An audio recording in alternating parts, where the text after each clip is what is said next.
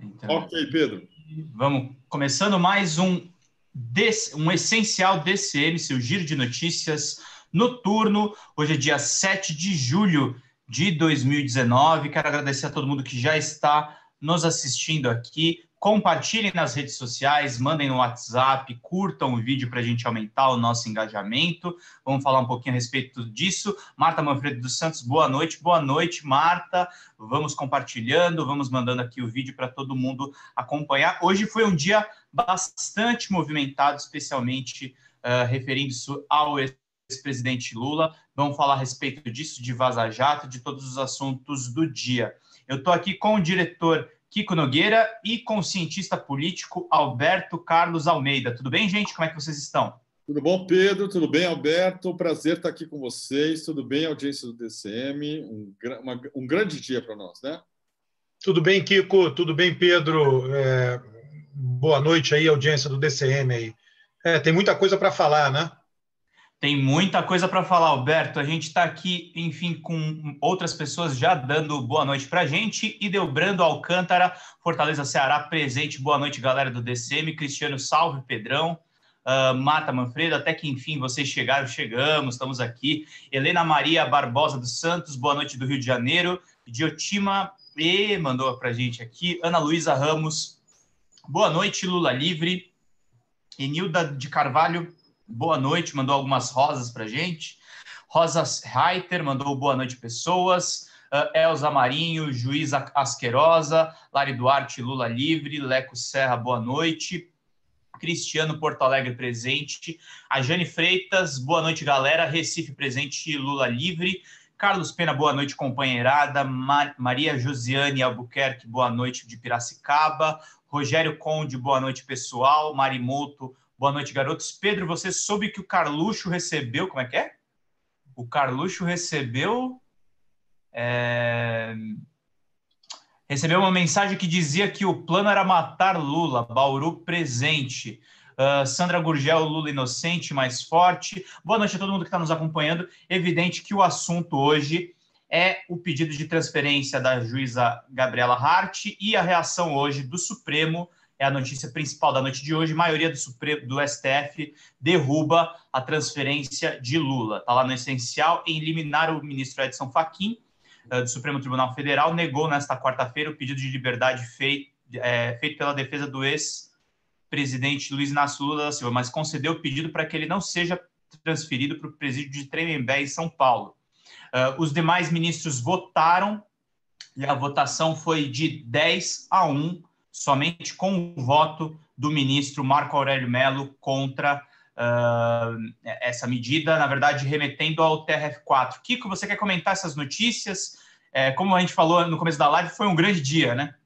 Um grande dia. Eu vou passar a palavra para o professor Alberto, mas eu acho que ali é um momento de inflexão da Lava Jato. Foi uma derrota importante, 10-1 é maior do que 7-1, e acho que uniu a classe política e o STF contra o arbítrio da Lava Jato. Num dia auspicioso, eu acho, para a democracia brasileira, em que o Dória tentou surfar nessa história, mandou um tweet cafajeste sobre a prisão do Lula. Todo mundo estava dando ali de barato, né, nas hostes bolsonaristas, que o Lula iria para Tremembé, o que é uma tentativa de intimidação e de humilhação do Lula. E acho que é um momento, não gostaria de falar em virada, mas tem aí uma mudança, acho que com relação ao STF, no bojo dessas mensagens aí reveladas pelo Intercept, em parceria com várias publicações, Alberto, em que parece que deu um chega, um basta, como disse a deputada Luísa Erundina. Você não acha? Sim, eu acho que a Lava Jato ela vem sofrendo derrotas. Ela vem sofrendo derrotas a partir dos vazamentos do Intercept. Alguém andou, me corrija se eu estiver errado, Kiko, alguém andou aí dizendo hoje que faz um mês que começou esses vazamentos, eu não sei. A impressão que eu tenho... 45 dias. 45, eu tenho a impressão de ser mais do que isso. Mas veja só, em 45 dias o Moro era um negócio desse tamanho, gigante. Hoje o Moro é algo pequenininho, né? O Deltan, natural, né? Veja só, ele era recebido em Nova York, falava com autoridades internacionais, a credibilidade dele despencou hoje, ele é recebido no programa do Ratinho, tem que frequentar jogo de futebol, vestir camisa de time, quer dizer, mudou inteiramente o status dele. Eu me lembro que, assim que começou, foi divulgado que ele ia lá, ele estava agendado para falar no Congresso, Associação Brasileira de Jornalismo Investigativo. Ele teve que cancelar, ele já cancelou inúmeros eventos, aqueles eventos que são marcados com muita antecedência, ele teve que cancelar, porque as pessoas não querem mais ouvi-lo. Né? Não o que ele tem para falar para as pessoas querem ouvir o que elas querem perguntar dele acerca do que está acontecendo. Ele já foi exposto no Congresso Nacional 2 vezes, na Câmara e no Senado. Só o fato de ser exposto, as pessoas ficavam na época discutindo se ele se saiu bem, respondeu a pergunta. Isso é detalhe. Quer dizer, o Moro antes estava no Olimpo, era alguém inquestionável, acima de qualquer suspeita. Hoje ele está no jogo, sendo atacado, tendo que se defender, inventar história, diz uma coisa, diz essa mesma coisa, entra em contradição. Quer dizer, ele se tornou miúdo, né? É um fato. Então, a Lava Jato ela vem perdendo importância. E eu acho, Kiko, que tem um elemento aí, né? Toda essa discussão da sucessão ou da continuidade da Raquel Dodge na Procuradoria-Geral da República, em nenhum momento a Lava Jato teve um candidato. Se a gente for olhar isso aí começou o quê? Há 1 mês atrás, 2 meses atrás, a Lava Jato não tem candidato para a PGR. Ela não tem. Então, isso já mostrava o enfraquecimento dela. A gente não precisa saber detalhes das conversas entre o ministro da Economia e o presidente da República, mas qualquer ministro da Economia que tenha a cabeça no lugar para determinadas questões, e o Paulo Guedes tem, quer dizer, ele provavelmente já disse ao Bolsonaro que a Lava Jato é prejudicial a qualquer governo. Nenhum governo quer ter a Lava Jato no seu calcanhar, porque ela atrapalha a licitação, as empresas se sentem inseguras, né? Então, ela está morrendo. Né? E hoje, quer dizer, o movimento de hoje foi um movimento simbólico, né? Não só simbólico, efetivo, né? Mas eu acho que o simbolismo foi muito importante, aquela reunião com mais de 70 parlamentares, com o presidente, né, da nossa Suprema Corte, quer dizer, aquilo teve um impacto muito grande, inclusive a própria mobilização do Rodrigo Maia, que solicitou isso, ele não pôde comparecer, fez questão de dizer quem estaria lá o representando, quer dizer, foi um movimento muito forte. Né? Eu imagino que em breve, né, o Lula irá mandar mensagens da prisão lá do cárcere, agradecendo o Rodrigo Maia e todos que se mobilizaram por conta disso. Quer dizer, os políticos estão dizendo, olha, peraí, vocês já estão fazendo gato-sapato da gente já há muito tempo, né? com investigações suspeitas, enfim, tudo que a gente já sabe, né? A gente não precisa ficar... E agora ainda vem essa, quer dizer, de humilhar, né, de pisotear, né, e logo Lula, quer dizer, mas um negócio absurdo. Então, isso daí, eu diria assim, pode ser um ponto de virada, mas isso já vinha sendo amadurecido. Não sei se você também concorda com isso. Quer dizer, a Lava Jato vem perdendo importância. O Intercept é importante nisso. A Vaza Jato é importante nessa perda de importância, tanto do Dallagnol quanto do Sérgio Moro. Concordo, Alberto. Eu acho que o Intercept fez as fotografias de algo que a gente já sabia. Exato. Né? Assim, os desmandos do Deltan, os desmandos do Moro, toda essa armação do TRF4 já eram conhecidos. Acho que o que a Lava Jato fez foi o que a Vaza Jato está fazendo, o Intercept está fazendo, são as fotografias ali do que a gente já tinha diagnosticado, né? Eu acho que hoje teve uma coisa emblemática que foi o voto do Fachin, que é relator da Lava Jato no STF, que foi sem titubear. O Fachin, que costumava ter uma maquininha para carimbar todas as decisões do Sérgio Moro, ele não pensou 2 vezes ali, né? Numa coisa que foi, vamos combinar, assim, completamente arquitetada, organizada. Não dá para acreditar que a Carolina Lebos, a juíza lá de Curitiba, substituta, tenha feito isso da cabeça dela, né? Tenha feito isso assim, de supetão, uma vez que o próprio site antagonista, que é uma espécie de assessoria de imprensa da Lava Jato, tinha dado em junho, que o Lula seria transferido para Tremembé.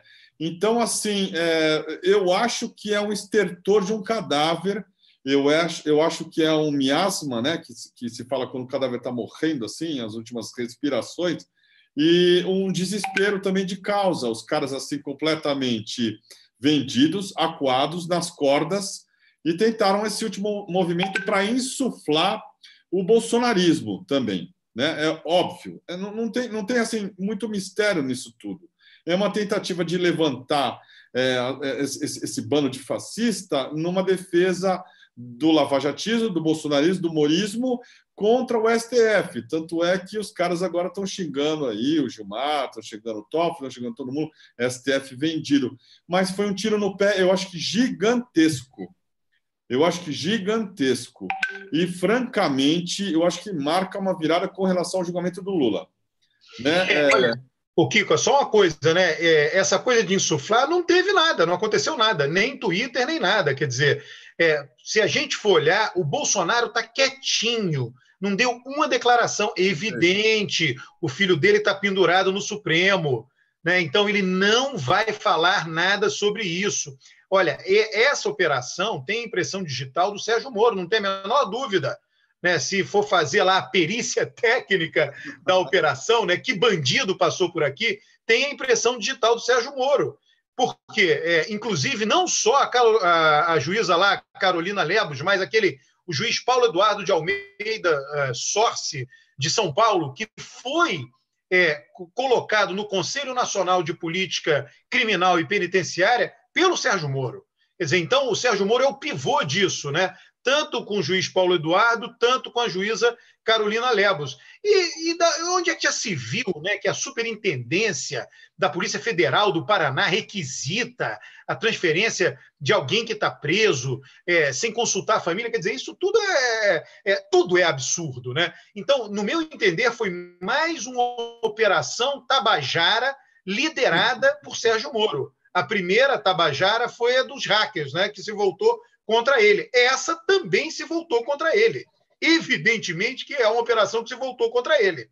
Não tem a menor dúvida com relação a isso. Ele vai negar de pé junto, quer dizer, ele nega até o que está escrito, né? Mas é evidente que ele é o pivô dessa operação, não tem a menor dúvida disso. Pois é. E é engraçado porque, assim, no momento em que, no mesmo dia, né, em que sai mais um vazamento sobre o Dallagnol, dessa vez envolvendo o Randolph Rodrigues, amigo do Pedro Zambarda, ali, e a rede que foram usados... Eu chamo carinhosamente de Harry Potter. O Harry Potter, que ali se prestou ao papel de laranja do Deltan Dallagnol. Absurdo. O senador da República, Kiko. O senador da República, uma vergonha, o Randolph, agora com aquela vozinha dele, né? E todo esse maneirismo dele agora... fica explicado também, Alberto, por que o Randolph pulou do barco da Lava Jato logo que saiu o primeiro vazamento também. Não sei se você se lembra. Eu lembro, claro que foi isso. Porque ele sabia que ele estava no meio do rolo. Né? Clássico. Agora, assim, no caso do Lula, Alberto, eu acho que a gente pode ali esperar algum tipo de mudança de entendimento com relação a, especialmente, o Celso de Mello, espero, né, que estava aí, né, como fiel da balança nesse julgamento aí da imparcialidade do Moro. Eu não sei o que falta acontecer para esses caras assim caírem na real de que temos ali um preso político vítima de um conluio, de um projeto de poder. Não é apenas uma manifestação, assim, um lawfare, é mais do que isso, com um fundo bilionário. Não é? Tinha dinheiro ali para a Lava Jato. Tinha uma previsão daquilo virar realmente uma instituição paralela ao Estado, não é? E acho que, olha, espero, pelo menos, que esses caras que estão sendo chamados diuturnamente desses vazamentos de frouxos, foi assim que o procurador se referiu a Carmen Lúcia, não é? Frouxa, a Raul, o Faquinha Nosso, xingando todo mundo, quer dizer, deixando muito claro quanto eles manipularam o STF. Se o STF não chegar e falar, olha, nós não somos isso que eles estão dizendo que a gente foi, eu não sei o que falta acontecer, né, Alberto? Eu acho assim, existem duas coisas, Kiko, que elas estão aí na boca da botija, quer dizer, estão aí no caminho aí de ser decidido. Tanto essa com relação ao HC, né, quanto à progressão de pena, né? A progressão de pena parece que está programado a ser avaliada em setembro, né? Nós estamos aí em agosto. Eu não sei, eu fico pensando que alguma coisa me diz que vai se dar na progressão de pena, tá? Que ali geraria menos ruído, digamos assim, a justificativa para os ministros. Veja só, você tem uma justificativa política, mas ela não pode ser usada, né? Então você utiliza a justificativa política, ela pressiona uma decisão jurídica e ela fica mais, digamos assim, acabada de cabo a rabo no tema da progressão de pena, né? Então, poderia não ser, quer dizer, essas decisões são engavetadas, o próprio TRF4 tem lá aquele desembargador, o Thompson Flores, que a gente já sabe qual a posição, quer dizer, ele fala em público, falou lá antes da primeira revisão lá, da primeira pena do Lula, lá com relação ao triplex, ele veio a público dizer que era irretocável a sentença do Sérgio Moro. Aquilo foi um verdadeiro absurdo, fugindo completamente à legislação da magistratura nacional. Quer dizer, agora caiu na mão dele isso, né? Só que eu acho que deve haver algum tipo de gravação ou de mensagem que envolva o TRF4. Então, é evidente que eles estão quietinhos e que vai pegar muito mal. Ainda tem aquele negócio do copia e cola, né? Corte e cola lá da juíza Hardt, né? Que ela admitiu que ela pegou exatamente o mesmo texto do Sérgio Moro, da primeira sentença, e colocou na segunda. Quer dizer, é tudo absurdo. Tabajara. Tabajara, tudo. Agora, a sorte foi surgir tudo isso, porque eram coisas que nós já sabíamos, né? E agora é o seguinte, tem o batom na cueca, né? Então tem lá toda a comprovação. Eles não têm mais nada que falar. O negócio do Randolph é curioso. O dia começou com o Randolph. A gente esqueceu, né? Esqueceu, e ninguém nem mais fala do Randolph. Aquilo é um absurdo completo. O Deltan não tem o que falar, porque ele foi lá conversar com o Randolph. No dia seguinte, o Randolph entrou com a representação contra o Gilmar Mendes. Ele é um senador da República. Senador é um cargo importante, eleito pelo povo. Como é que se presta um papel, entra um procuradorzinho lá, pilantra, entendeu? E diz, olha, o senhor faz isso aqui para mim, ele vai lá e faz. O que é isso? Um garoto de recado. Office boy do Deltan Dallagnol, Randolph. O senador virou office boy. Laranja. Acabou a magia do Harry Potter, gente. Tem alguns superchats aqui. Queria falar rapidamente. O Décio Amádio falou o seguinte: amigos, prazer inenarrável foi ver hoje a da tramóia do infame Sugismouro. Um dia muito tenso que terminou com alívio e vitória, mesmo que parcial, da democracia. Suzy Cidreira mandou aqui também. Será que Moro e Lava Jato querem testar a sua força? Ritinha Bifano,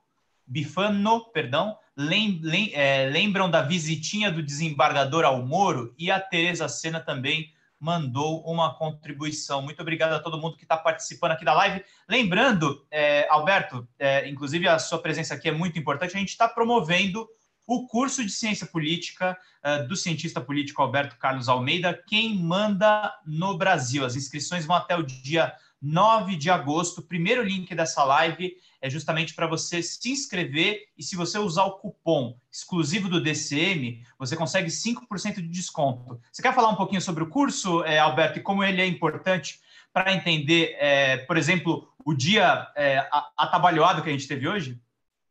Olha, eu até hoje eu tenho uns contatos no WhatsApp e mandei um vídeo que eu fiz, quer dizer, que diz respeito, por exemplo, ao processo eleitoral, que óbvio que tem impacto no funcionamento da política como um todo. Ano que vem nós vamos ter eleição para prefeito, eu me referi a ela porque é uma eleição que mobiliza muita gente no Brasil.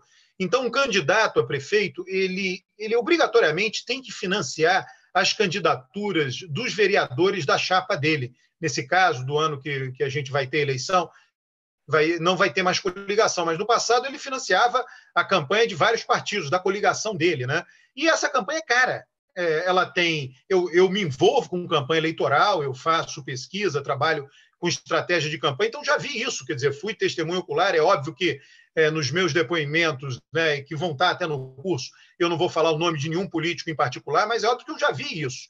né, do político ter que financiar campanhas inteiras de vereadores para viabilizar com que o nome dele não só chegasse, mas ficasse retido pelos eleitores de todas as localidades daquele município. Agora, quanto custa isso? Qual é a pressão para um político, né, levantar recurso para financiar a candidatura de inúmeros candidatos a um cargo proporcional? E isso coloca uma pressão, quer dizer, você tem uma legislação, eu voto na pessoa, é o sistema proporcional com lista aberta, eu voto na pessoa, isso coloca uma pressão imensa para o financiamento de campanha. E é óbvio que isso propicia a corrupção. Quer dizer, como é que esse político vai financiar tantas campanhas? Ou ele tem que fazer um caixa quando está no governo, ou ele se endivida na campanha na esperança de ganhar a eleição. Em ganhando, ele vai ter que fazer alguma coisa para pagar as dívidas de campanha. Então, tudo isso vai ser visto no curso. Quer dizer, isso tem um impacto no financiamento de campanha, tem um impacto na corrupção política e, portanto, na corrupção eleitoral. E aí isso vai ser visto, é a mistura da ação dos indivíduos com as instituições políticas. Perfeito, Alberto. Olha, eu queria dizer aqui que é um prazer ser parceiro seu nesse projeto. O Alberto é hoje o cientista político, eu acho que o mais corajoso do Brasil, um cara que vem se colocando do lado certo da história, no momento em que o Brasil pulula, o Brasil é dominado por gente má no governo Bolsonaro, no lavajatismo, e um bando de isentões que eu acho que são piores ainda. É muito ruim, assim, no debate, ter gente relativizando essas pautas lavajatistas que são completamente destrutivas. E acho, Alberto, que, voltando ao nosso tema da live, a Lava Jato conseguiu dar um gás para o Lula livre, e conseguiu dar um gás também no sentido de que ela precisa ser destruída. Eu acho que a classe política se juntou de uma maneira que eu nunca vi na história recente. Aí tem discursos muito contundentes hoje no plenário de gente do PSDB, do Podemos, gente de direita, falando ali o óbvio que um ex-presidente da República não pode ser humilhado daquele jeito. É o óbvio. Só que, às vezes, o óbvio, no momento que a gente está vivendo um momento de bizarrice, às vezes é o mais difícil de ser enxergado. Então, eu acho que hoje foi um momento de inflexão. Né? É um pouco complicado falar em virada na medida em que a história é paulatina, né? A gente não é para amanhã. Mas, por exemplo, já estão se falando ali amanhã num protesto no Largo de São Francisco, que está mantido com relação à perseguição do Lula. Também está havendo reuniões, né, de políticos. A Erundina fez um discurso hoje com o Toffoli, que foi belíssimo. A Erundina disse as palavras chega e basta. Chega e basta. Não há país que sobreviva à Lava Jato, Alberto. Não há governo que sobreviva à Lava Jato. Por isso, você tem razão com relação ao que diz o Bolsonaro, que não dá. É isso ou a sobrevivência do Estado. Não tem como ter os dois. E a Lava Jato, nesse projeto de poder, já deu o que tinha que dar. O Moro é limítrofe. Né? O Deltan Dallagnol é o cara que a gente está vendo aí. É um cara dinheirista, muito interessado em ficar rico e que conseguiu transformar o Ministério Público no puxadinho dos projetos deles. É o coach do Ministério Público, né, Kiko? É o coach do Ministério Público, Pedrão, é isso mesmo. Ele é a samambaia do Ministério Público, a samambaia do Pedro Zambarda. Ele tem um domínio sobre os procuradores que começa a ser constrangedor agora. Quem quer tirar foto com o Moro e o Dallagnol, Alberto? Né? Hoje não, né? Hoje já não tem mais isso, né? Hoje não tem mais isso. Você lembra, há poucos meses, o Dallagnol ia lá visitar o Congresso e fazia foto com todo mundo, as 10 medidas contra a corrupção. O Moro ia lá e é recebido como popstar. Acabou. É queimação de filme. É queimação de filme. Esses caras estão dando tiro no pé atrás do outro. E eu queria lembrar um tiro no pé do Sérgio Moro hoje, tá bom? O Moro conseguiu dizer o seguinte no dia de 13 anos da Lei Maria da Penha, tá? Olha só, aspas, todos nós, homens, nos sintamos intimidados pelo crescente papel da mulher em nossa sociedade. Sintamos, ele disse, hein? Ele quis dizer sentimos. Por conta disso, parte de nós recorre, infelizmente, à violência física ou moral para afirmar uma pretensa superioridade que não mais existe. O Moro justificou hoje a violência contra a mulher. Esse é o sujeito que quer ser presidente do Brasil ou ministro do Supremo Tribunal Federal. É isso, Alberto? Mas eu acho que as duas coisas já estão completamente fora do horizonte dele, né?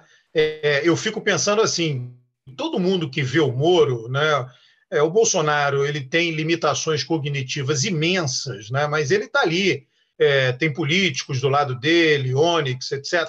Ninguém confia no Moro. Você acha que o Bolsonaro pensa que se ele indicar o Moro para o Supremo, o Moro vai chegar no Supremo e será leal a ele? O Moro é capaz de ser leal a alguém que o indique para alguma coisa? Jamais. Né? E todo mundo vê isso, está na cara do Moro isso. Né? Então, ele não será indicado para o Supremo porque ele já deu provas, né, evidências muito fortes de que ele não tem lealdade com ninguém. Né? Ele é capaz de qualquer coisa, alguém sem limites, né? É alguém sem decoro. Né? O decoro é importante. E nenhum presidente vai correr o risco, né, de indicar um cara que seja um traíra, né, que é o caso do Moro. No que diz respeito à campanha eleitoral, ou ser candidato a presidente, esquece, quer dizer, já era. Né? Qual é o político, qual é o partido que vai abrigar Sérgio Moro dentro do partido? Qual político que vai, né, tê-lo lá? Vai ser muito complicado, não tem. Ele não tem para onde ir. Ele hoje está ali pendurado por um fio. Eu acho que a situação do Bolsonaro é muita situação ali do patrão que colocou alguém lá para resolver problemas dele, que está trazendo problemas. Né? A gente não sabe até quando. Você sabe o que eu acho, Kiko? Tem uma coisa, né, que ainda segura o Sérgio Moro, que é essa aprovação dele nas pesquisas. Tá? Isso é uma coisa que tem rigidez e que leva tempo para diminuir. Vem diminuindo, mas diminui lentamente, leva tempo. É normal que seja assim. Opinião pública é algo que tem uma rigidez muito grande. Então, a minha crença, né, a minha visão é que, na medida em que ele for sendo desgastado e for perdendo este apoio, ele vai ser descartável. Só que isso leva um tempo, não é uma coisa que aconteça da hora para outra. Eu acho que a única coisa hoje que sustenta ele, na elite ele está fora da elite política, ele é rejeitado pela elite jurídica. Qual é a elite jurídica que quer ter uma figura ali pertencente, ou mesmo que hoje não seja juiz, que exponha dessa maneira o comportamento de juízes e procuradores? Ninguém quer. Ninguém quer, nenhum juiz. Mesmo o juiz que faça a mesma coisa que ele para que ele continue fazendo a mesma coisa que o Moro fazia ou fez, ele não pode ser exposto. Então o Moro é muito ruim para todo mundo, né, da elite. Só que onde é que vem a sustentação dele? Vem esse apoio, né, de ter perseguido corruptos, enfim, aquela história que a gente conhece. Então isso leva tempo para ser minado, para ser desgastado, para ser erudido, mas está sendo. Por isso que eu digo, né, a estratégia jornalística do Glenn é uma estratégia muito correta, muito bem pensada. Ele vai tirando pedaços do Sérgio Moro. No meu entender, o Dallagnol já está praticamente no fim de linha. Parece que vai ser na terça-feira que vão apreciar a situação dele. O que eu chamo de fim de linha para ele? Ele está à frente da Lava Jato. Na hora que ele for destituído daquilo ali, ele não vai ter mais mídia, ninguém vai entrevistar, ele acabou. E aí o único alvo da Vaza Jato será o Sérgio Moro. Só um. A Vaza Jato não terá mais dois alvos. Vai ter um só. E aí, coitado do Sérgio Moro, né? Eu acho que hoje também marcou uma mudança também com relação à oposição, que desarticulada, omissa, não vou dizer covarde, mas assim, sem iniciativa, sempre jogando na retranca e esperando a iniciativa do outro lado. Eu acho que quem deu agora um mote para uma frente ampla contra o fascismo foram os próprios caras aí, o próprio Lava Jato, com essa decisão estapafúrdia de hoje. Espero que isso se traduza numa articulação que tenha sustentação, porque o que a gente viu hoje, por exemplo, alguns vídeos dos deputados marchando em direção ao Supremo, foi algo muito bonito, foi algo muito legal para a democracia brasileira.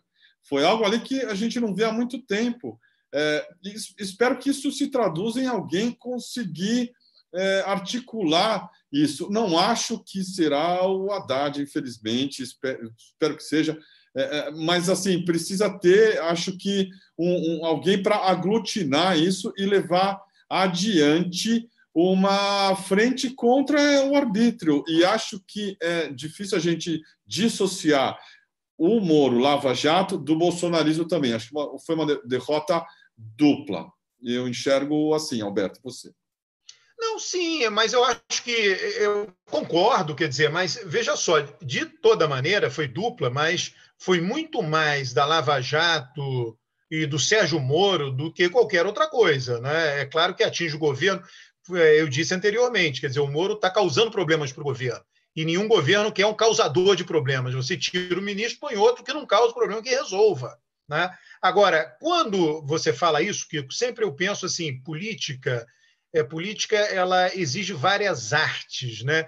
E uma das artes é essa arte de construir alianças, não ser sectário, conversar, né? Eu sei que tem muita gente que discorda disso, eu respeito, né? Mas a minha visão é uma visão diferente. Eu acho que você tem forças sociais, elas estão aí, você não vai extirpar nenhuma força social, elas vão continuar existindo. Você vai compor com algumas, e outras você vai compor menos, umas serão ganhadoras, outras serão perdedoras. Então, eu acho que é a hora de, talvez esse evento, né, possibilite isso. Eu acho que o Rodrigo Maia sempre se deu muito mal com o Lula, quando o Lula foi presidente. Eu acho que hoje marca, talvez, a possibilidade de criar uma aproximação efetiva, tá? E que eu acho que é importante, né? Então, quando você pensa qual será o líder, talvez não tenha de imediato um líder, mas alguns símbolos, talvez esse simbolismo do próprio Rodrigo Maia. Vamos ver como é que o Lula vai responder. Ele é um político de mão cheia. Imagino que venha em breve, aí, amanhã ou depois, uma resposta eloquente da parte dele. Quer dizer, então você tem ali uma ponte importante sendo estabelecida, né? Ela precisa ser cultivada, tá? E aí vai depender, obviamente, do que vai acontecer daqui para frente. Alberto, inclusive o pai do Rodrigo Maia, o César Maia, mandou um sinal interessante no final de semana quando ele falou: ok, o Bolsonaro tem 30% de aprovação, dá para governar com isso? É tipo dirigir um carro com pneu furado. É o pai do cara. Eu acho que tem aí uma indicação do que o Rodrigo Maia pode se posicionar nos próximos meses. O César Maia foi muito prejudicado pelo Flávio Bolsonaro na eleição para o Senado, né? O César Maia era considerado um candidato que teria vaga certa, e aí teve toda aquela campanha ilegal, a gente sabe disso, por WhatsApp no final ali do primeiro turno, e o Flávio Bolsonaro, né, colou lá a candidatura lá, enfim, me foge o nome lá, do segundo que foi eleito, né, o senador lá do Rio de Janeiro, que é um político antigo, já velhinho, que foi deputado federal por vários mandatos. Foi uma surpresa completa e ganhou por uma margem muito pequena de vantagem sobre o César Maia. Então, aquela mágoa fica, né? Não tem a menor dúvida disso.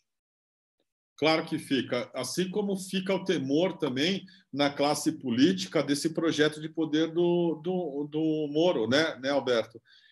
O Dória está tentando surfar nessa onda, mas o Dória também é um que vai ser comido se isso prosperar, né? É uma máquina que tende a comer a política por dentro. O Dallagnol é um sujeito sem limite. O Moro é um cara com um projeto de poder. Então, como você falou, o Moro não tem aliado, o Moro é ele mesmo. Né? O Moro E agora já era, né, Kiko? Você vê, ele é péssimo de política. O Moro é péssimo de política. Sim. Ele tirou vantagem da estrutura do judiciário enquanto pôde. E aí depois resolveu dar um passo. Talvez ele tenha visto, olha, essa Lava Jato não vai adiante, o Bolsonaro me convidou para ministro, eu vou tentar ir para o Supremo. Só que é a velha história, quer dizer, tem os acontecimentos fortuitos. Apareceu todo esse arquivo que redundou na Vaza Jato, né? Do Intercept, né? Então, você imagina, as pessoas imaginam os políticos, isso aí serve para a esquerda, para a direita, para o centro, eles não têm controle sobre tudo. Eles contam a história para o público como se eles tivessem controle sobre tudo. Isso não existe. Né? O Moro gostaria de ter controle sobre tudo, seria ministro, aprovaria lá um pacote anticrime, daria certo, ele poderia ou ser candidato a presidente, ou ser ministro do Supremo, poderia até ser nomeado ministro do Supremo, renunciar depois, ser candidato a presidente. Tudo isso ruiu. Você entende? E a política, o que você faz? Você minimiza o risco de ruir as coisas. Como? Não ciscando para fora. O político não cisca para fora. O que é não ciscar para fora? É compor, é buscar aliados, é não trair, né? É ter grupo. O político tem que ter grupo político. O Moro não tem grupo político. O Bolsonaro tem uma máquina, todo mundo respeita quem tem a máquina, o presidente tem a caneta. Né? Ele talvez seja até mais capaz de construir um grupo político do que o Moro, quer dizer, ele não tem zero habilidade política, absolutamente zero habilidade. Uhum. Alberto, você escreveu hoje que o que ocorreu com o Lula pode sim mudar votos no STF a seu favor. Eu queria que você falasse um pouco sobre isso. Veja só, aqui eu converso com muita gente, advogados, juristas, políticos das mais diversas tendências. Há meses atrás, conversando sobre o tema do Lula, eu me lembro que um criminalista importante fez o seguinte comentário que ficou na minha cabeça. Né? Ele falou assim, olha, membros da elite, ele falou assim para mim, que eu detecto alguns membros da elite, estão considerando que o Lula está sendo muito maltratado. Né? Não tem nenhum político que tenha sido tão maltratado como o Lula, né? Comparando o que foi feito com o que aconteceu depois. Né? Então, talvez, aí ele fez o comentário final assim, ele falou, talvez, com todo esse maltrato com relação ao Lula, a elite se dê conta, e obviamente ele estava se referindo nas entrelinhas ao Supremo, né? De que é hora de liberá-lo. Né? E por que eu escrevi aquilo? Eu escrevi inspirado nessa conversa, porque hoje, digamos assim, foi a cereja, né, do bolo do maltrato. Né? Quer dizer, hoje coroou o maltrato a que esse criminalista se referiu nessa conversa comigo, entendeu? Então, se tem lá um ministro, né, que está pensando, está sendo maltratado, ele é o único político no Brasil, dada a importância dele, que está sofrendo um tratamento desse nível, agora fazendo mais isso, sabe uma coisa? Libera logo ele. Pode ser, eu não estou dizendo que vai acontecer, eu estou dizendo que às vezes pode ser um voto, pode fazer a diferença, né? E eu acho que esse episódio de hoje é um episódio emblemático, quer dizer, é um grande emblema, é um grande símbolo. Como é que pode a Polícia Federal chega e diz, não, eu não quero mais ele aqui? O que é isso? O que é a Polícia Federal? O poder executivo, ele executa ordens. Aí vai lá e pede para a juíza diz, não, tudo bem, vai para São Paulo. Aí o juiz lá de São Paulo, que tem contato com o Sérgio Moro, diz, não, agora ele vai ficar, inclusive, numa célula solitária. Quer dizer, tudo que não dá para narrar, não é isso? Quer dizer, qual o sentido disto? Qual o sentido? Qual o propósito? Pergunta para essas figuras que tomaram essas decisões, de que cabeça saiu essa decisão? Qual é o objetivo final? Qual o propósito? Ela vai dizer, não, insuflar Bolsonaro. Mas como? Vai insuflar pelo Twitter, pelo Facebook? Não acontece, não é assim. Isso não existe. A economia está parada, o desemprego é grande, não acontece assim, não tem mágica na política. Isso é que é o fato, entendeu? Então, por isso que eu escrevi, né, isso que você mencionou, né, esse humor, né, qual é o sentido de ter Lula preso? Né? Não já foi cumprido lá, digamos assim, se alguém tinha um objetivo lá, cumpriu, tirou ele do jogo, o PT perdeu, ganhou, ele está preso, ajudou o PT a perder, agora solta e vamos jogar o jogo, quer dizer, derrota na urna, né? que é o que o país precisa, uma democracia, a disputa se dá na urna. Perfeito. Vamos jogar ali todo mundo de igual para igual, né? O problema é que eles têm medo do Lula, obviamente, fora da cadeia e organizando uma oposição ao governo Bolsonaro e ao lavajatismo. Mas eu acho, sim, que foi assim um cuspe para cima, um negócio assim completamente destemperado de gente que está desesperada. Você mencionou agora o Thompson Flores e os ministros do TRF4 que estão quietinhos. Estão quietinhos porque eles estão na miúda aí esperando o próximo vazamento da Vaza Jato. Né? Vai aparecer, eu acho, ali também os diálogos do dia do habeas corpus do Lula. E o Moro ali com quem ele falou, será que vai ter áudio disso? Então eles estão acuados, e um animal acuado e ferido é capaz dessas maluquices. Né? Volto a dizer, assim, tem método na loucura. Em junho, esse site de extrema-direita, cujo nome não vou repetir aqui, que é a assessoria de imprensa da Lava Jato, Office Boys da Lava Jato, disse que o Lula ia ser transferido para Tremembé. Então, esse plano aí estava rolando há um tempo.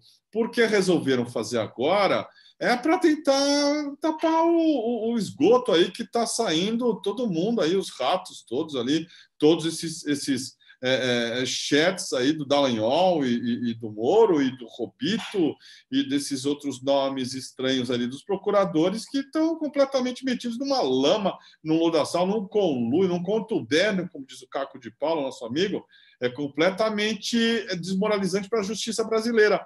E acho que, concordo com você, espero que tenha caído a ficha no STF, né? Que também é movido à opinião pública, mas acho que se tocou que a opinião pública, talvez, de apoio à Lava Jato, queria que você falasse sobre isso, esteja restrita a esses 30% do Bolsonaro.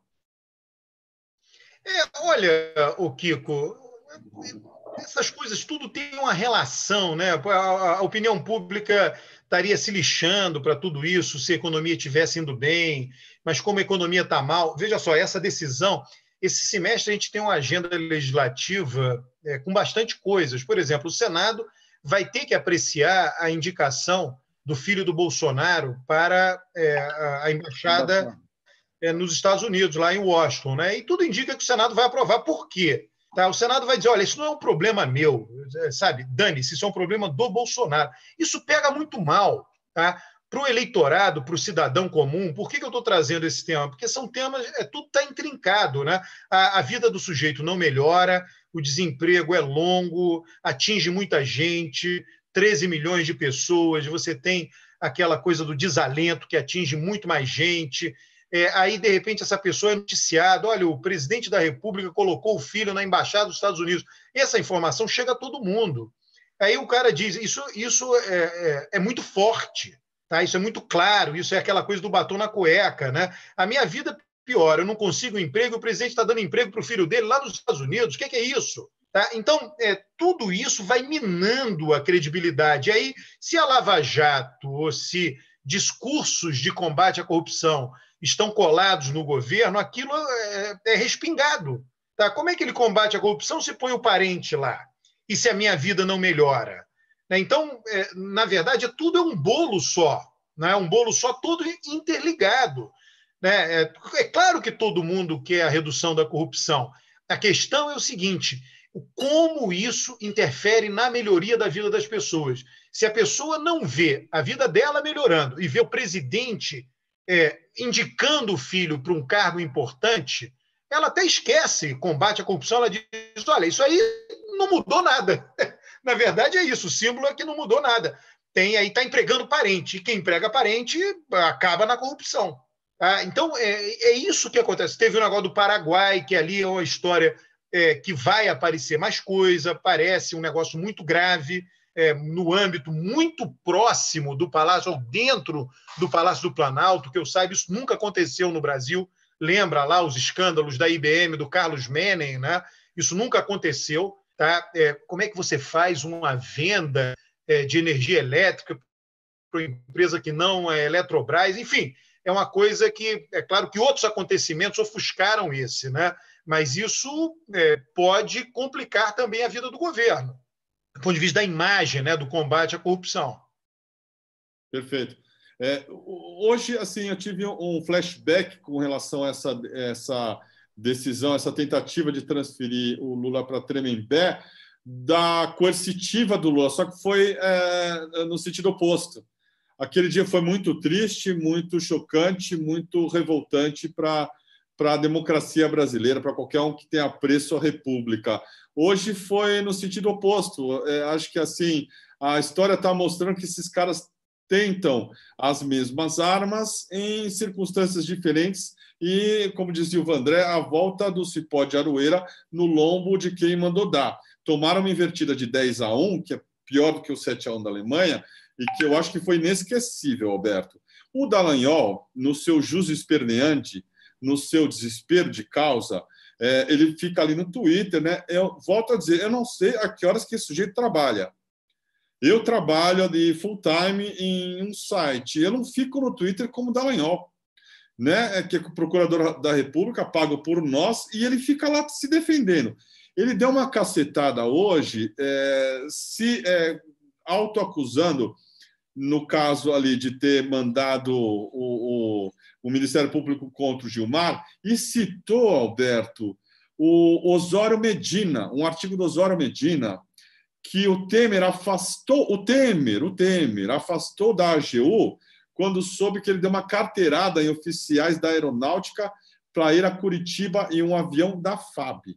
Então, é esse tipo de gente que está sobrando para a Lava Jato tentar se agarrar, né? São bolsonaristas radicais, são fascistas, é gente desqualificada e é gente que acho que não tem mais lugar no Brasil hoje, porque se a classe política quiser sobreviver, se a democracia quiser sobreviver, não dá para conviver com esses caras aí com essa agenda paralela. É uma agenda paralela de poder, com tentativa de dinheiro, né?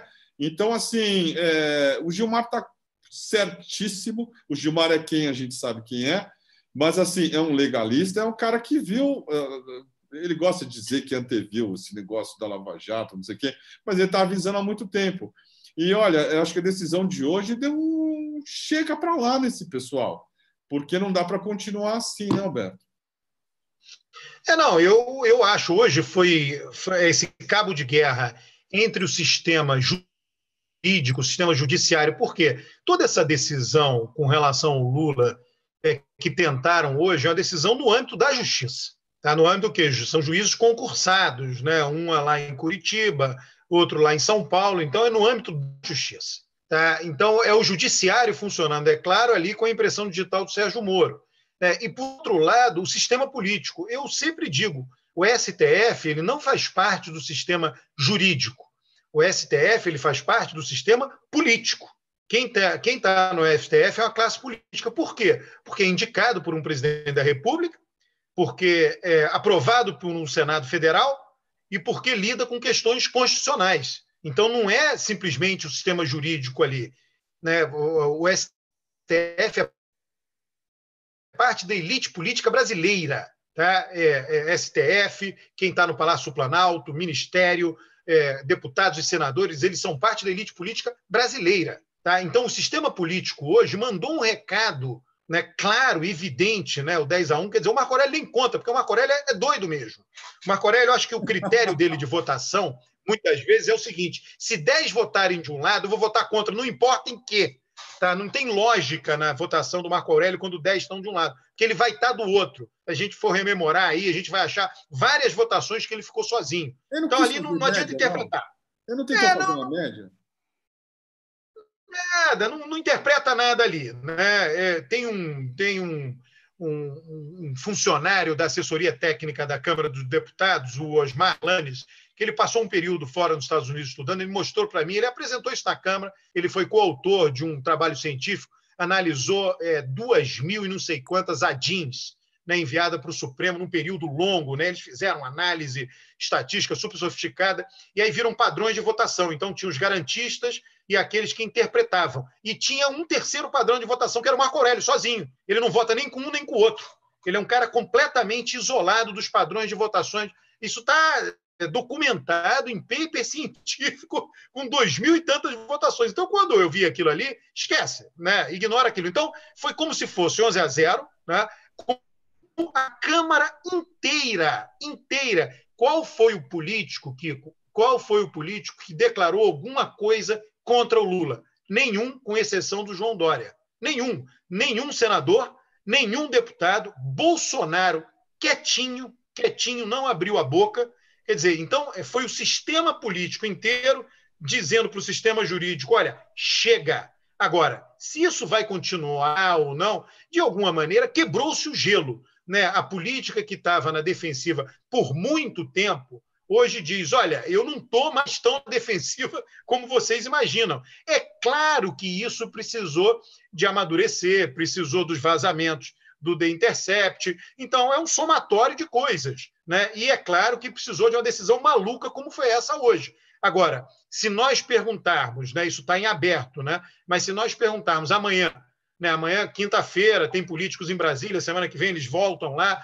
Isso vai ser um assunto importante. E é óbvio que entre eles vão estar falando: olha, agora nós temos força, nós mostramos para nós mesmos que nós estávamos acuados e quando nós estamos juntos por conta de alguma coisa, a gente é capaz de derrotar esse pessoal do judiciário. Porque não dá. Quer dizer, hoje o que está acontecendo no Brasil? Vai para o nível municipal, vai para o nível estadual. Os procuradores estão querendo governar.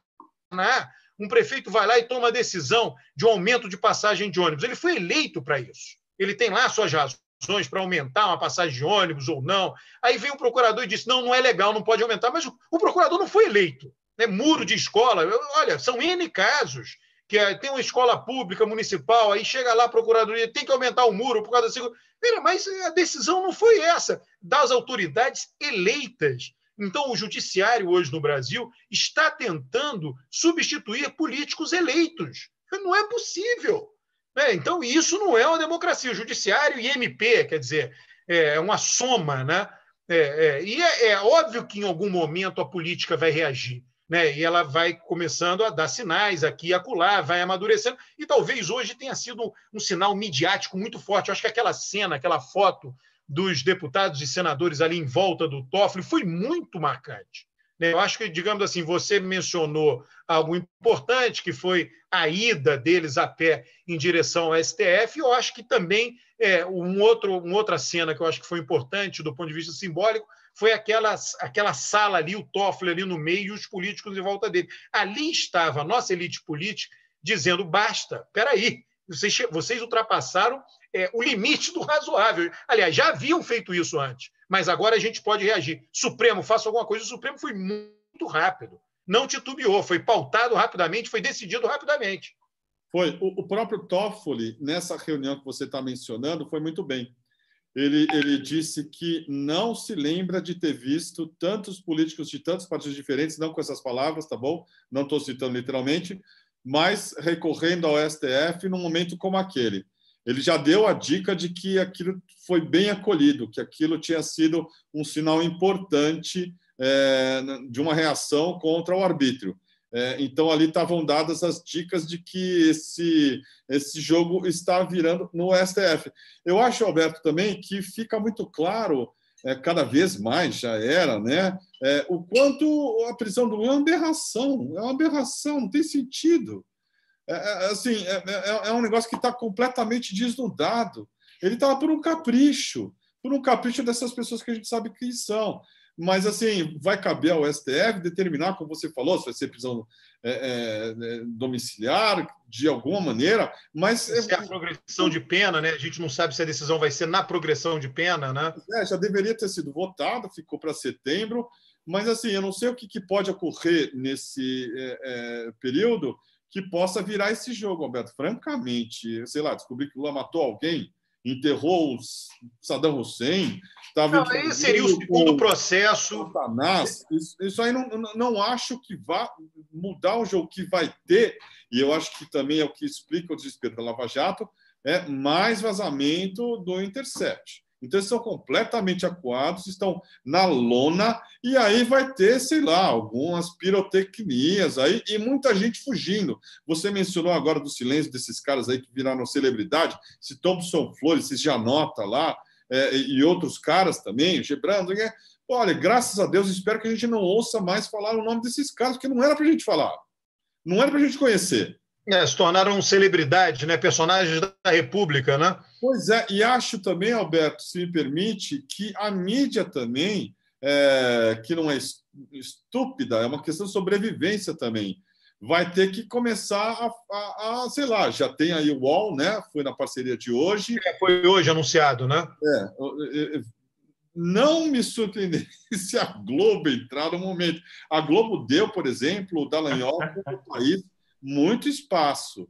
Então, assim, é questão de sobrevivência, de mercado. Se você fica... Eu também acho, eu concordo contigo. Você está condenado a virar um blog tipo Dersa Livre, aí, daquele cara que fala, amigo do Pedro Zambara, que fala que masturbação é pior do que fumar. Então, imagina o Bonner lá. Pedrão, temos comentários aí, meu querido? Se deu aquela sumidinha. A Samambaia responde, Pedrão. A Samambaia responde, estava cuidando dela aqui, pessoal, mas tem muitos comentários. Obrigado a todo mundo aqui, audiência histórica, o pessoal está acompanhando. Tem muitos superchats, tem muitos comentários, eu vou ler tudo, gente, tudo que eu puder, claro. Marcelo Martins, por que João Dória tem tanto fetiche pelo Lula? Vilma Gonçalves, amo Lula, defendo Lula e sei que Lula é o melhor até para idiotas que não sabem quem é o Lula. Israel Carvalho, Pedro, fala com o Carlito, pois ele tem uma denúncia sobre essa transferência do Lula. Vou conversar com ele sim. Carlos Alberto Campos Lima, Pedro, o meu nome no sorteio. Hoje foi mais de 10. Carlos, hoje não tem sorteio de livro. Enfim, continua acompanhando aqui as lives para você ver as promoções, mas tem o curso do Alberto Carlos, é o primeiro link aqui no comentário com desconto do DCM. Adriana Kelmer Silva, boa noite, queridos do DCM Lula Livre. Ricardo da Silva, a esquerda precisa tomar cuidado com a falsa de esquerda, partidos que agrediram o PT no mensalão, apoiaram a Lava Jato e posam hoje como democratas. Deixem os amigos por perto e os inimigos ainda mais, mas saiba distinguir ambos. A Neiva Almeida colocou aqui, traição da rede, Randolph e Marina, que papel feio. Tem um comentário aqui para você, Kiko, do Cadu Lacerda. O Kiko tem bode do Haddad que não é fácil. Quer que o cara vá para porrada, para cima de todo mundo. O professor é conciliador, compõe e negocia. O cara com personalidade de briga é o Ciro, o meigo. Você quer comentar, Kiko? Olha, eu não acho que o Haddad tem que ir para a briga, mas se o Haddad continuar sendo o Haddad, assim, não tentar reagir, não vai sair do lugar, eu acho. Com relação a essa coisa de conciliação, qual conciliação é possível? É o famoso paradoxo da intolerância, do Karl Popper. Você tem que ser intolerante com os intolerantes. Que sentido tem, por exemplo, o Freixo junto com a Janaína Pascoal, conversando ali, tomando um chazinho com ela e falando que a pauta Lula livre é uma coisa que é ruim para a esquerda. Aonde que isso soma no momento desse? Isso é um suicídio político, inclusive. Eu acho que agora é questão de demarcar território, deixar claro onde nós estamos, isso inclui o DCM também, e você buscar apoios, obviamente, mas sem se submeter, sem se subjugar, sem fingir que estamos do mesmo lado que a Janaína Pascoal, ou estamos. A Janaína Pascoal continua a mesma. Ela quase foi vice do Bolsonaro. Ela defende o Moro. A Mônica Waldvogel também, nós vamos virar o quê? Solidários a uma mulher que achou graça da Dilma ser chamada de anta, né? Agora viramos melhores amigos. Isso é um erro que eu acho que não tem sentido cometer. É nesse sentido que eu falo sobre o Haddad e outros ali, e que não somar agora não é se submeter. É isso que eu defendo aqui. Queria ouvir até o Alberto sobre isso. Eu vi aí que com essa coisa do Marcelo Freixo está sendo muito falado, né? A gente fica muito influenciado aí pelas redes sociais. Eu fico tentando entender qual o propósito, qual a racionalidade, né? Sempre é aquele esforço, né, da comunicação entre os seres humanos, é entender o ponto de vista do outro, né? Então, eu imagino que o Marcelo Freixo tenha feito isso quase que como...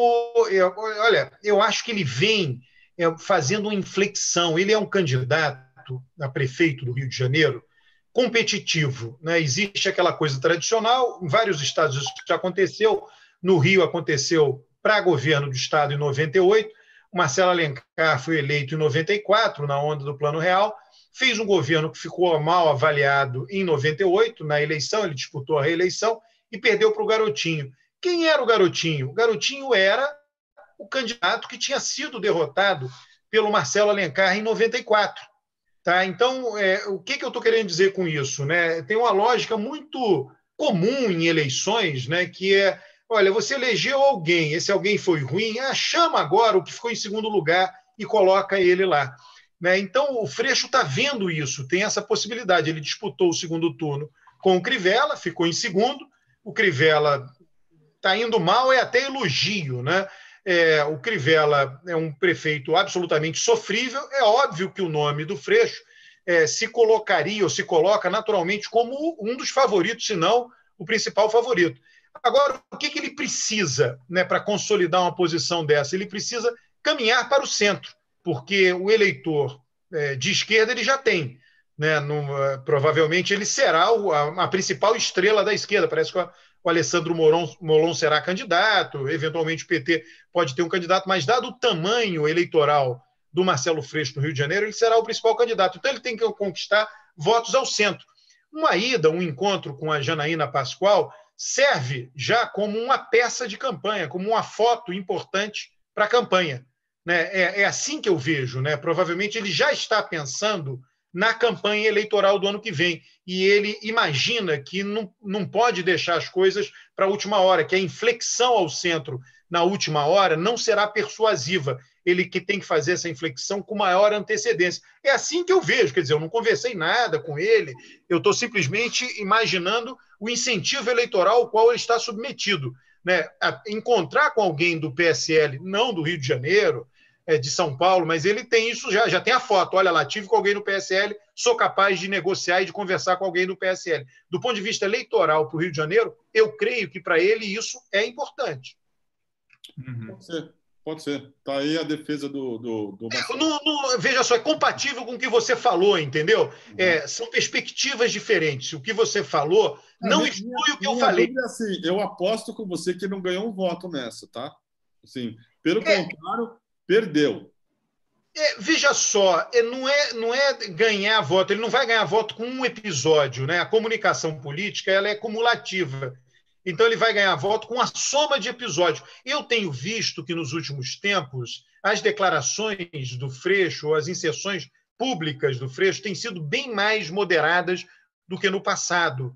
Né? Então, eu acho que é uma soma. Ele tá buscando fazer uma soma de eventos que criem nele uma imagem, digamos assim, menos radical. Eu acho que é isto, tá? E por quê? Porque ele está pensando eleitoralmente. Ele passou a pensar mais eleitoralmente, que foi a minha visão, do que politicamente, que foi a sua visão. Então, politicamente, você está correto.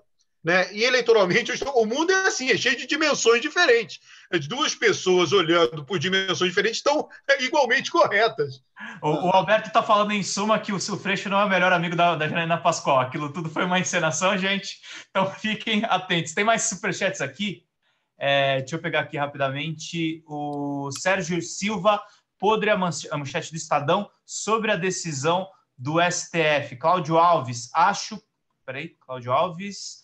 que hoje uma juíza do Paraná e um juiz de São Paulo cometeram um ato de loucura. É claro que o STF jamais manteria uma loucura dessas. Renato Lira, tem um sujeito aí que acha que fazer desfile de cachorro de madame, se fantasiar de gari e broxar em vídeo pro pornô amador é trabalhar. Suzy Cidreira, muito legal ver o Kiko feliz com os olhos brilhando. Olha aí, Kiko, o pessoal tá feliz com a tua felicidade. Que legal. Olha, tem outro motivo para a gente estar feliz também e comemorar o dia de hoje, que é o fato daquela desembargadora Marília Castro Neves ter virado ré no caso ali da difamação da Marielle. Eu estou com a nota aqui aberta. Quer que eu leia, Kiko? Por favor, Pedrão. STJ recebe queixa-crime contra a desembargadora que difamou a Marielle. É uma informação do Conjura, a gente reproduz no essencial. A Corte Especial do Superior Tribunal de Justiça recebeu parcialmente a queixa-crime contra a desembargadora Marília de Castro Neves, do Tribunal de Justiça do Rio de Janeiro, por ofensas à vereadora carioca Marielle Franco, assassinada em 2018. Após o assassinato de Marielle, a desembargadora publicou em seu Facebook que a vereadora era engajada com bandidos e que havia sido eleita pelo Comando Vermelho. Afirmou ainda que sua morte estava relacionada ao seu engajamento político. Relatora no STJ, a ministra Laurita Vaz afirmou que não há motivo para concluir de imediato pela absolvição da desembargadora. Por isso, votou pelo recebimento da queixa-crime, pelo fato da mensagem da desembargadora ter imputado a Marielle um fato típico previsto no artigo 2º da Lei 12.850, a Lei do Crime Organizado, Kiko. Pois é, olha, eu acho que isso também é um fato auspicioso, né? Independentemente do que vai dar esse julgamento da desembargadora, o fato dela ter virado ré é uma coisa importante, assim, né? Eu acho que tem um sinal do sistema de que o sistema precisa cuspir um extremismo para poder sobreviver, Alberto. Eu acho que precisa cuspir a Lava Jato, precisa cuspir o Moro e o Dallagnol para continuar vivendo. Enfim, você não consegue ter uma sobrevida se você se segurar em gente que está destruindo a coisa por dentro, né? Ô, Kiko, eu acho que o judiciário está sob pressão no Brasil. Uhum. Ele já vinha estando sob pressão no passado e isso aumentou.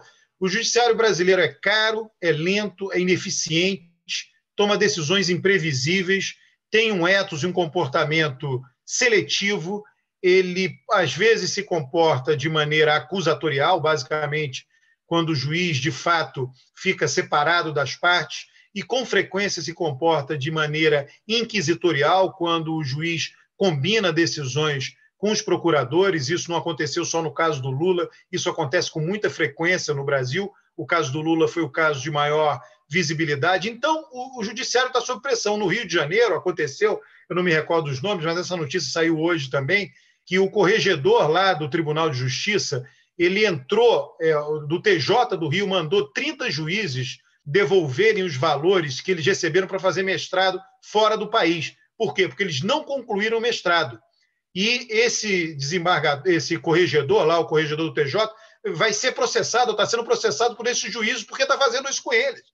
Quer dizer, nós estamos aí sentindo, né, dores do parto, da modernização da justiça brasileira. Né? Nós temos uma justiça em diversos aspectos, uma justiça pré-moderna que atrapalha o nosso desenvolvimento, que não faz justiça, que não cria previsibilidade e que atrapalha o desenvolvimento do país. A justiça está sendo cobrada por isso, ela não só atrapalha por conta do custo dela. Tem uma informação, já faz umas semanas aí, que eu coloquei no Facebook, no Twitter, o quanto era gasto com o judiciário brasileiro, comparando com percentual do PIB, etc., comparando com outros países do mundo, Alemanha, França, e por aí vai. Isso aqui é um absurdo, né? Eles conseguiram morder um naco grande do Estado brasileiro, do governo brasileiro, e conseguiram drenar recursos para o mundo deles. E o Brasil está sob pressão, quer dizer, a sociedade inteira está pressionando, né? Você não tem dinheiro para tudo, é normal. Né? E as pessoas estão pressionadas, as pessoas querem ter saneamento, querem melhorar a vida, querem ter transporte público. Então, por que você vai gastar tanto com a justiça se em outros países se gasta menos? Né? Eu acho que o caso aí dessa desembargadora é uma coisa positiva, né? Eu não sei como isso vai caminhar, pelo menos teve o início. Né? O que, em geral, é feito é um certo abafa. Né? Você vê, até há pouco tempo atrás, na reforma agora da Previdência, parece que foi aprovado que não pode mais punir juízes com aposentadoria. Olha, que punição, que loucura. Fala isso para o estrangeiro. Como é que um juiz é punido no seu país? Aposentando integral, aposentadoria integral. Mas isso não é punição. Isso é o que qualquer um gostaria de ter na vida. Salários altíssimos e punido com aposentadoria integral. Membros do Ministério Público e membros do Judiciário. Isso é um verdadeiro absurdo, é um escárnio isso. Em qualquer lugar, em qualquer setor, a pessoa que comete um erro no seu emprego, no seu trabalho, é punido com perda de clientes, com a perda do emprego. Não, aqui é punido com aposentadoria um juiz. Como é que pode? É uma casta protegida. É uma casta. Então, ela está sob pressão. A sociedade não tem recurso para tudo. A justiça tem que mostrar mais serviço. É um fato. Tá? Isso aí tira toda a Lava Jato. Independe de Lava Jato. Isso já vinha vindo. Tá? Então, essa menção que você faz aí, a desembargadora do Rio, eu acho que entra nesse contexto, né? E espero que isso se torne cada vez mais frequente. O que a gente vê não é só corporativismo, eu sempre falo, o CNJ engavetando várias investigações. Não é apenas corporativismo, é porque eles concordam com os procedimentos dos juízes. A sociedade vai lá, denuncia os juízes no CNJ e o CNJ não faz nada. Por quê? Porque aqueles que estão no CNJ se comportam da mesma maneira que os juízes. A população se indigna contra aquilo, mas eles não veem razão para se indignar. Não é mero corporativismo, tá? Perfeito. Esses conselhos aí, Alberto, vamos lembrar do CNMP também. Exatamente. vezes engavetaram as denúncias contra os inquéritos contra o Deltan Dallagnol? Quantas Exatamente. Para que serve tá aquilo? Para nada. Não serve para nada. Tem alguma utilidade? O cara vai lá, o próprio Dallagnol tirou sarro. Não foi? Exato. Nos chats, e tirou sarro. Não vai dar em nada, está seguro, está lá, livre para voar, livre para fazer o que bem entender, porque agora, no momento em que ele é exposto desse jeito, terça-feira ele vai ser julgado ali, o afastamento. Ou os caras se mexem, afastam esse sujeito, ou eles se afundam de vez. Mesma coisa para a Polícia Federal, né? A Polícia Federal quer ficar como puxadinho do Sérgio Moro? É isso? A Polícia Federal, olha só, no Brasil tem vários absurdos. A Polícia Federal, as polícias, né, federal, a Polícia Civil, as polícias militares, elas são um órgão do Poder Executivo. Então, quem comanda não é nem o Judiciário, nem o Ministério Público. Elas fazem parte da estrutura institucional do Poder Executivo. Então, o comandante da Polícia Militar e da Polícia Civil nos estados é o governador, os respectivos governadores. Da Polícia Federal, o presidente da República. Tá? Ele nomeia o diretor-geral. Veja só, no Brasil, o Brasil é o único país do Ocidente nosso aí, que a gente conhece, os países que a gente conhece e que a gente se informa, Américas, Europa, né, que a justiça, ela tipifica, a polícia tipifica o crime. Ela indicia. Em nenhum lugar do mundo isso acontece. Nenhum lugar. Aí você pergunta, o que a polícia faz nos outros lugares? Ela faz uma investigação e mostra os fatos. Ela diz, eu vi isso, está aqui, eu vi isso aqui, e manda para o Ministério Público. E aí quem tipifica ou não, o Ministério Público dos países vê lá e diz, isso aqui foi um crime ou não, isso aqui foi atentado ao pudor, foi lesão corporal. É o Ministério Público, não é o delegado. No Brasil, o delegado cumpre papel de juiz de instrução. Isso é um verdadeiro absurdo. Um órgão do Poder Executivo cumprindo um papel judiciário. Isso não faz o menor sentido. É o único país do mundo ocidental onde isso ocorre. Isso é extremamente autoritário. Essa é uma instituição entranhada na nossa sociedade, autoritária. A polícia e os delegados de polícia, que tipificam crimes. Você vê o noticiário, jornais locais, SPTV, RJTV, você vê lá, entrevistando o policial. O policial ele não fala dos fatos. O delegado não fala dos fatos. Ele diz, nós investigamos, fizemos uma perícia, vimos isso. Isso não fala. Ele fala, olha, o crime que foi cometido foi esse. Ele vai para a televisão tipificar o crime. Onde é que já se viu? Onde é que já se viu? E tchau, processo jurídico. Tchau, judiciário. Não, está seguindo o nosso Código de Processo Penal, prevê que isso seja feito. É uma vergonha, é um absurdo. Isso precisa ser reformado, precisa cair. Só que o lobby dos delegados é imenso. O lobby dos delegados é imenso. Mas isso não faz o menor sentido. Isso é uma instituição pré-moderna, antiga, ultrapassada, que não existe em nenhum lugar do mundo, repito. O Brasil é uma fazenda, né, Alberto? Veja só, tem coisas que se modernizaram muito rapidamente e tem coisas que ficaram para trás. Todo esse sistema punitivo nosso é um sistema pré-moderno, ele ficou para trás. Tá? E a sociedade está se debatendo contra ele e ninguém sabe muito o que fazer. Quer dizer, os próprios operadores do sistema não conseguem reconhecer os defeitos do sistema. Então, é complicado mesmo. É mesmo, tem razão. Pedro, temos mais comentários aí, meu querido? Tem muito comentário, gente. Vou falar aqui rapidamente, a gente já está estourando o nosso horário. O Caio Rolando do Monte, todos aqueles que elogiaram a Lava Jato. Oi? Pedro, só um minuto. Caio Rolando do Monte é uma piada, tá? Eu sei, tudo bem. É que essa piada está permitida no horário. Ele é irmão do Caio Pinto. Ah, tá. É verdade. Burro pra caramba. Todos aqueles que elogiam a Lava Jato, ainda que autoproclamado de esquerda, são verdadeiros canalhas. Randolph, Ciro, Haddad e Freixo. Vilma Felinto tem que radicalizar, a direita quer nos matar. Evaldo Abreu, cada vez que eu me alinho com o Rui Costa Pimenta, que sempre questionou as posturas do Freixo. Para mim, o Freixo é um traidor da esquerda. A Valéria Salgueiro, Freixo com Janaína perdeu meu voto. Kio Bezerra, o Freixo mostrou que é um frouxo. Frederico Mobley, a indignação e a vontade do Kiko que a esquerda destrua uma ofensiva me representam muito. A declaração do Boulos no ato do dia 5 foi marcante. Ana Gama também mandou uma contribuição para a gente. Douglas Rocha mandou uma pergunta aqui.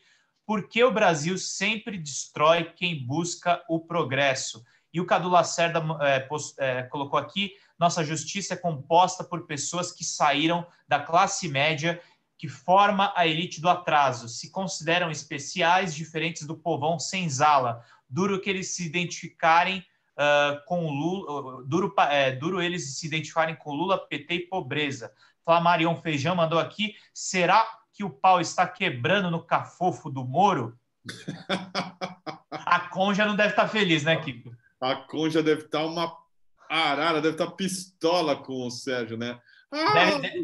Deve estar dando sopinha para ele, falando, come aí, seu jumento. Come aí, jumento, eu não sei, mas deve estar ali dando um aperto no Conge, né? Porque o projeto dela, acho que ela está vendo ali que foi por água abaixo. Hoje ela mandou alguns recadinhos no Instagram, dizendo... Tamo junto, Dallagnol, qualquer coisa. Apoiou o Dallagnol, não foi isso? Força Dallagnol. Firmeza Dallagnol, qualquer coisa idiota dessa aí, porque cai com o Dallagnol, é a primeira peça do dominó, né? Cai toda essa República de Curitiba. Chega, né? Esse Brasil branco ariano aí, não dá. Quem merece esse pessoal? E o país não aguenta. Ainda bem que tem o Nordeste ali, né? Que é essa cidadela, como a Gália ali nos tempos do Império Romano, nos gibis do Asterix. Eu ia falar, você pensou no Asterix, né, Kiko? Eu acho que a gente, com relação ao Freixo, entendo a posição do Alberto ali e o cálculo que o Freixo deve ter feito, mas eu acho assim completamente descabido nesse momento. Prefiro o Flávio Dino. Prefiro gente ali que está numa firmeza de posições, porque se você jogar parado hoje, né, sem precisar buscar o apoio de uma maluca que ficava rodando bandeira, falando a República da Cobra, e continua a mesma, né? O que você ganha com isso? Ganha não sei onde, né? Sei lá que cálculo também que as pessoas fazem quando vão dar entrevista para a Globo e falam que a Miriam quer ouvir. O pessoal acha que eu pego no pé do Haddad, eu gosto do Haddad, o Haddad é um cara 300 mil vezes melhor do que o Bolsonaro, não precisamos nem falar nisso, mas é preciso lembrar, o Haddad elogiou a Lava Jato durante a campanha, elogiou o Moro. Ganhou o que com isso, Alberto? Não, olha só, você estava até mencionando o Flávio Dino, né? Todo político, né, quando está, né, quando eu sempre chamo, né, você tem a cadeia alimentar, né? Então, quando você está no topo da cadeia alimentar, a sua perspectiva é diferente, né? O Freixo, ele está no topo da cadeia alimentar dos políticos que podem disputar com chance de vencer a Prefeitura do Rio de Janeiro, o que não é pouca coisa. O Flávio Dino está no topo da cadeia alimentar do Maranhão, tentando participar do topo da cadeia alimentar do país. Por conta disso, recentemente, ele se reuniu com o José Sarney, que sempre foi o inimigo dele no Maranhão. Isso faz parte, não tem jeito. Ele não vai extirpar do mundo a família Sarney. Ela até um dia pode acabar, mas não será por conta de uma ação do Flávio Dino. Como o Freixo não vai extirpar do Rio de Janeiro um voto mais conservador, um voto mais de centro. O que ele pode fazer na eleição do ano que vem é tentar conquistar esse voto. Então, por isso que eu digo, eu estou tentando entender qual a perspectiva desse pessoal, né, que está no topo da cadeia alimentar, né, que é diferente da perspectiva de quem não está. É natural que seja assim, né? Eu só estou tentando trazer para uma racionalidade. Oi? Uma racionalidade aí nessa... Não, tentando trazer do internauta essa perspectiva diferente, para que ele compreenda as ações dos políticos. E porque muitas vezes a pessoa se desilude, né? Me desiludi com a política, esperava diferente. Por que isso acontece? Porque ela não entende muitas vezes como é que funciona a política, né? Então, por que o Flávio Dino se reúne com José Sarney? Né? Porque a política exige isso, ele precisa de apoio político. Ele não consegue governar sozinho, para ele dar um passo para fora do Maranhão, ele precisa de alguém que já tenha tido uma expressão importante do ponto de vista nacional. Então, nesse aspecto, o Sarney pode ser útil. Então, eles... E não significa também que todas as ações deles, do ponto de vista do objetivo que eles querem atingir, serão corretas, né? Existem acertos e erros. A única coisa que ele tem que tentar segurar, o político, é ter mais acertos e menos erros. Mas é natural que... o que eu acho que é importante para o político? Ele tem a identidade dele clara, né? A identidade do Freixo é clara. A partir do momento que você tem uma identidade clara, você pode negociar com os outros, você tem uma perspectiva para negociação. O Flávio Dino tem uma identidade clara. No momento que você tem uma identidade clara, você pode negociar com os outros. Você não perde a sua identidade por conta disso. Como o Lula fez isso inúmeras vezes. O vice dele foi o Zé de Alencar, fez aliança com PP, PR, PMDB. Ele nunca perdeu a identidade dele por conta disso. Tá? Porque isso faz parte da política. Não tem jeito, entendeu? Tá certo. Perfeito. Pedro, temos mais comentários aí? Temos bastante comentário aqui. Depois do pau quebrando no cafofo do Moro, o Marcos Santos, Podemos ou PSDB protegidos vão amparar o Moro. Andréa Campos de Sá, calma monga de hoje, Kiko, vai para quem?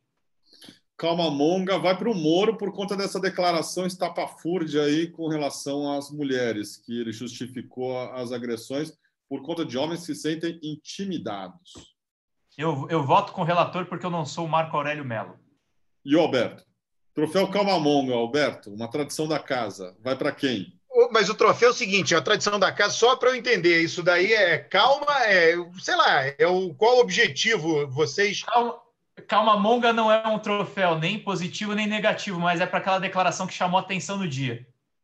Olha, eu gostei aí, eu soube aí pelo Kiko, né, a declaração da Erundina, né, do basta, né, eu acho que isso é importante, a gente vê aí qual foi o principal evento do dia, né, que foi essa união política entre o Supremo e a Câmara dos Deputados, o Senado Federal, e eu acho que a Erundina meio que sintetizou isso, né?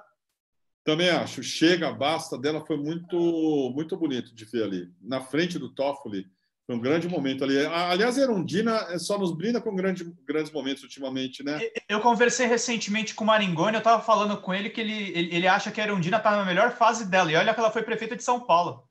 Pois é, a Erundina tá brilhando mesmo. Tem uma fotinho dela analisando alguma, sei lá, um MP na Câmara, assim, lendo um catatal desse tamanho, assim, de papéis, que é uma coisa incrível. Ali é alguém que trabalha, não fica no Twitter, né? Que nem o Dallagnol. E, Pedrão, mais comentários aí, meu querido? Opa, peraí. Mais comentários sim, Kiko. Vamos fechar aqui a live que já estamos estourando no horário. Ronivon Farias, legislativo corrupto, passa a ser chantageado pelo judiciário, que começou a partir daí as benesses como os ótimos salários e uma vida fora da realidade. Deborinha Monteiro, muito obrigado pelo seu superchat. Lula livre. Renato Lira, Calmamonga para Conja, deve estar estrebuchando. Ah, boa, Conja. Conja. E a Marli Ramos, Pedro, coloque a torta de mamona e farinha de osso na sua samambaia. Você compra no setor de jardinagem dos supermercados ou nas lojas de jardinagem. O pessoal já pediu para jogar cerveja, água, tudo na samambaia. Pois é, você trocou essa samambaia por uma outra samambaia. E precisa pelo menos tirar aqueles, dá para ver ali os amarelinhos, né? Esses amarelinhos, você não está nem aí para samambaia. E Pedro, também teve uma declaração do seu amigo General Mourão, também que você precisa tomar uma satisfação com ele com relação a Merkel, né? Eu entendo sua decepção com o general, mas essa foi de doer. Ele mandou hoje que as tremedeiras da Merkel, que são provavelmente devidas a alguma doença, eram depois que ela foi enquadrada pelo nosso presidente, disse o Mourão, Donald Trump. Eu vou te falar também, o Mourão, hein, Pedrão? Só te decepciona, né? Só decepções, Kiko. Para quem tinha alguma esperança, enfim, vou conversar com ele depois. Tá bom. Temos aqui mais comentários. A Fernanda Congílio falando aqui, Eru, coraçãozinho, em homenagem a Erundina. Cleonice Carvalho, Lula gigante, livre já. Lúcia Cunha, eu amo e voto na Erundina. Vilma Felinto, Erundina. Muita gente aqui falando sobre a Erundina. O Cícero Timóteo, Silva Timóteo, Pedro Mourão, kkkk, tchau, tchau. A Eliane Marques quer botar o Mourão no paredão.